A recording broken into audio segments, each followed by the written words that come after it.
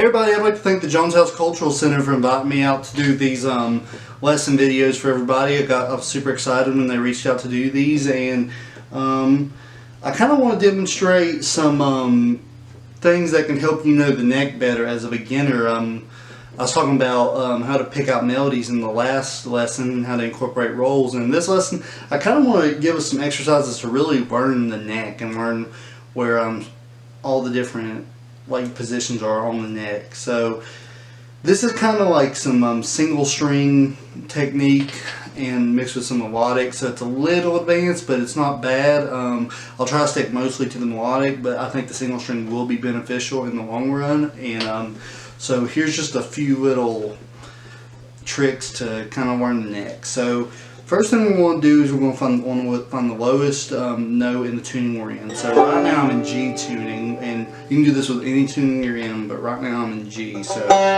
which is standard for banjo, for bluegrass banjo. So let's start with just the first scale. So there's a G. Now the next note in the scale is an A, so you got an A right there. Then there's a B, you got an open B right there, that's part of the G chord, so that's great. And then you got a C, which is right there, it's on the first fret of the second string. Then you got a D note, which is part of the G chord, so that's open, which is great. And then you can get an E by grabbing the second fret of the first string. Then you can grab the fourth fret of the first string and get an F sharp. Then you're back to G, so right there you got. And then to get that back down, just do. And right there you got a G scale just right there. Now, say we want to do that melodically, how do we do that? So the difference between single string and melodic is single string, you're going to be playing multiple notes on the same string, versus melodic, you're going to be picking out the different notes on different strings, but picking out like melodies. So let's talk about how to get it melodically. So you got G right there. So what's another string you could get an A on? Well, the next one that's going to be available is right here, which is on the fourth string on the seventh fret.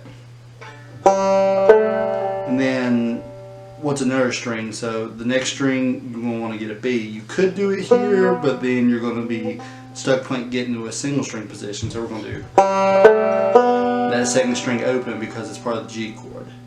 And then, you know, right there, as I talked about, that C is right there. So, and then the next is a D, so you could reach it right there, but then that's going to put you getting that note right there. So you're going to want to do an open D down here. So you got,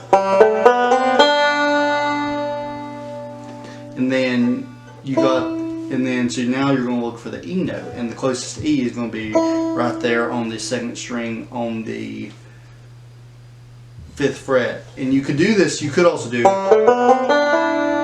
but out of position wise, you're just going to stay right here. So, and then the next note is the F sharp, which you grab right there. It's right next to that E on the first string of the fourth fret, and then you're going to want to get a G. So how do you do that? It's the fifth string open. So right there you got. And back down.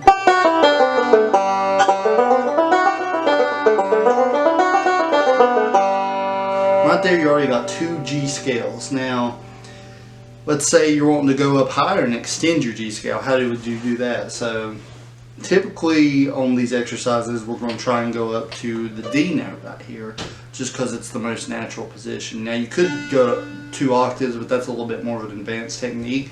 So sticking with this, we got, we ended on that. So where's the next note that makes sense? Well, the next one that makes the most sense to me is going to be right here on the 10th fret of the second string. And the reason for that is because then you keep this really consistent roll. And you're not having to repeat notes on the same string. So then you got the B, which is right there. So if you remember this position, you're just moving those positions up. So,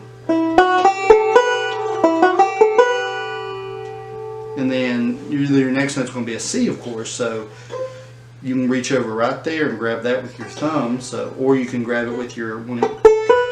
I find it easier to grab it with my thumb, but some people find it easier to reach up here with their ring finger on their left hand and reach like that. So,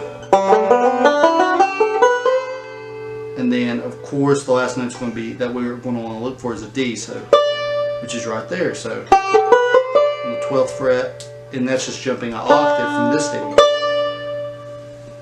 So right there we got it.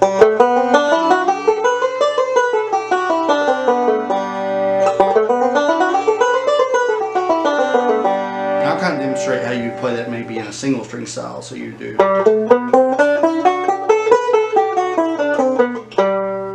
For that full scale you do.